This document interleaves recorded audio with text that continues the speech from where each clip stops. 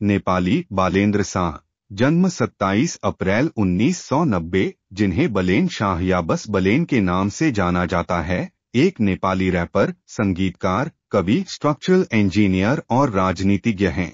वह काठमांडू के मेयर के रूप में चुने जाने वाले पहले स्वतंत्र उम्मीदवार हैं। शाह 2010 के दशक की शुरुआत से नेपाली हिप हॉप में एक लोकप्रिय व्यक्ति रहे हैं।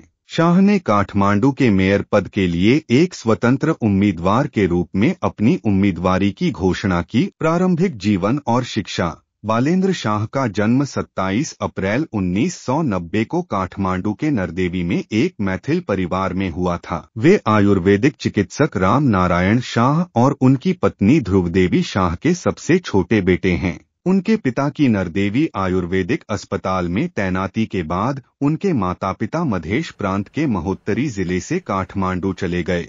उनका घर महोत्तरी के एकदारा गांव पालिका में है, जबकि उनकी मां का परिवार धनुषा जिले में रहता है। शाह ने अपनी 10+2 की पढ़ाई के लिए वीएस निकेतन हायर सेकेंडरी स्कूल में पढ़ाई की।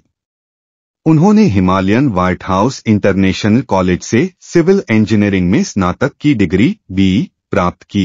उन्होंने भारत के कर्नाटक में विश्वेश्वरैया प्रौद्योगिकी विश्वविद्यालय VTU से स्ट्रक्चरल इंजीनियरिंग में मास्टर डिग्री MTech भी प्राप्त की।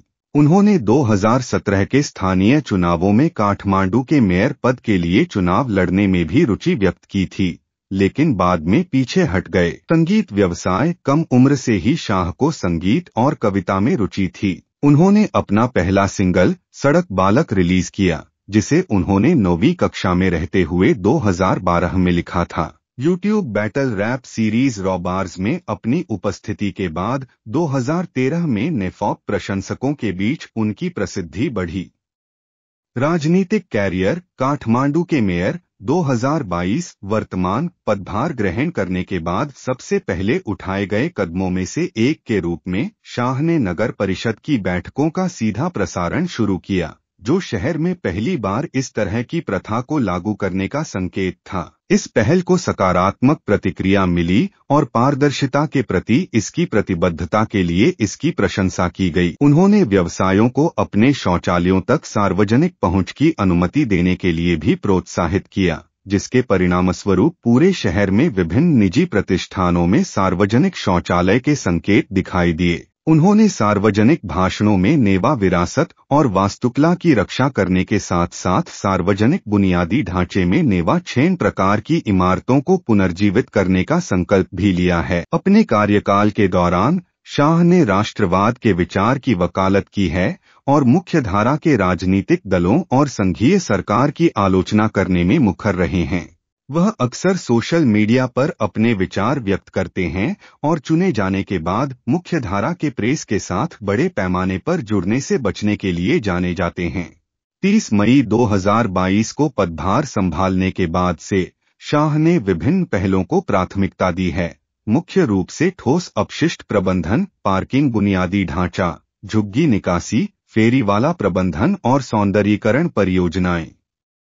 ठोस अपशिष्ट प्रबंधन। काठमांडू में ठोस कचरे के प्रबंधन को मेयर चुनाव से पहले ही चुनौतियों का सामना करना पड़ा, क्योंकि लैंडफिल के पास रहने वाले निवासियों ने सार्वजनिक स्वास्थ्य पर इसके प्रभाव के बारे में चिंता व्यक्त की थी। नवनिर्वाचित मेयर बालेन ने अपने अभियान के दौरान इस मुद्दे को स्थायी रूप से हल करने का वादा किया था। पदभार संभालने के बाद उन्होंने स्थानीय लोगों की शिकायतों को सुनने के लिए डंपिंग साइट सिसडोल का दौरा किया।